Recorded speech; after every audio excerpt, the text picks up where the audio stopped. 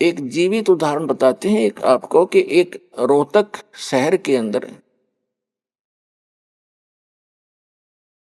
एक फाइनेंसर था, फाइनेंसर जो ब्याज पे पैसे देता है। तो इस दास ने प्रारंभ में जब ये शुरू किया, सरकारी नौकरी को त्याग दिया, तो भक्तों ने सोचा कि ज्यादा दुखी हो जाते हैं गुरुजी, गांव गांव में जाते हैं, बसों में जाते हैं तो तंग हो जाते हैं। एक जीप की व्यवस्था की, उसके लिए फाइनेंस करवाया उस फाइनेंसर से। वहां आने जाने लगे, बैठने लगे, स्वभाव ठीक था। हमारे भक्तों ने उनको समझाने की चेष्टा की। उसके पिताजी को भी कहा, वो भी वहीं बैठता था उसी ऑफिस में। तो उसके पिताजी से कहा कि आप ये ज्ञान समझो, हमारे गुरुजी ऐसे भक्ति बताते हैं, आप ये भक्ति करो।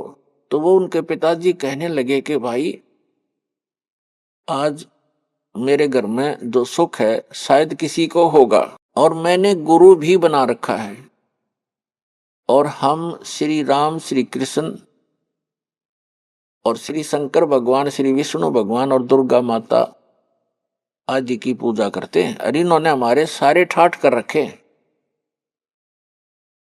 एक लड़के का तो ये व्यवसाय, वो प्रॉपर्टी डीलर का काम भी करता था, फाइनेंसर का भी काम करता था, खूब बढ़िया काम चल रहा था, अच्छी कोठी बना रखी थी।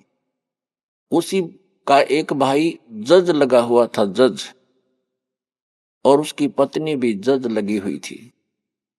तो वो बुजुर्ग कहता है, उनका पिताजी कह रहे हैं कि आज मेरे घर में जो सुख है किसी शायद किसी को होगा। सारी बताई कि एक बेटा तो ये बहुत पैसे कमाता है, हम इसी ने सुख मान रहे हैं। एक बेटा जज लग गया है और बेटे की पत्नी भी जज। तो ठीक है, हमारे भक्त के बोल रहे हैं, इस आगे वो सुनने को तैयार भी नहीं, तो चुप करके आ गए। उसने 2-3 महीने के बाद क्या किया कि एक अपने धर्म गुरु से धार्मिक अनुष्ठान घर पे करवाया। उस समय सभी बच्चे छुट्टी लेकर आ गए थे, वो जज भी आ गया था, फाइनेंसर वहीं था। तो जो उनके गुरुजी ने जो क्रिया करी थी, उसके बचे हुए फूल, जो फूल फाल चढ़ाते हैं, माला डालते हैं, कुछ हवन किया होगा, उसकी राख बच गई थी, उसको जल प्रवाहित करने की आज्ञा दी उसके गुरुजी ने। वो दोनों बेटे, एक जज और एक वो फाइनेंसर, उस राख को लेकर गए। उनका ड्राइवर साथ था गाड़ी में, और रोहतक से दिल्ली रोड के ऊपर एक जेएलएन बोल रहे हैं उसको, जवाहरलाल नेहरू कैनाल, बहुत भारा, बड़ी गहरी वहां से बह रही थी।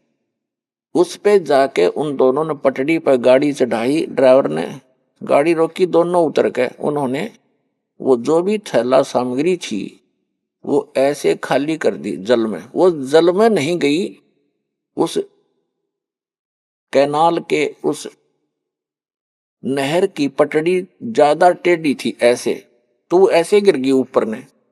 तो उन्होंने, एक भाई ने हाथ पकड़ लिया, एक कहने लगा मेरा हाथ पकड़, मैं नीचे जाके इनको जल में सरका देता हूं, बहा देता हूं। तो एक का ऊपर हाथ पकड़े था, वो नीचे को नीचे जा रहा था भारी, तो वो नीचे वाला भी तगड़ा था, तो उसका पैर रिपट गया क्योंकि काई लगी हुई थी। और साथ में उसका भाई हाथ पकड़ रहा था, वो भी साथ आ गया क्योंकि उसने और मजबूती से पकड़ा। जब गिरने लगा तो वो भी नीचे गिर गया। दोनों उस नहर में गिर कर डूब कर मर गए। तीसरे दिन लाश पाई उनकी। पुण्य आत्माओं, परमात्मा कहते हैं कि झूठे सुख को सुख कहे ये मान रहा मनमोद, ये सकल चबीना काल का कुछ मुख में कुछ गोद। आज उस बूढ़े के घर में जो कहर था शायद किसी के घर में होगा, जहां वो ये सोच रहा था कि जो सुख आज मुझे शायद किसी को होगा। जब तक हम उस परम पिता की शरण ग्रहण नहीं करेंगे, और जो साधनाएं हम करते हैं उससे हम मान बैठे हैं कि ये साधना से मुझे लाभ हो रहा है, कहां गई उसकी साधना? जो कहर टूट गया उस घर पे।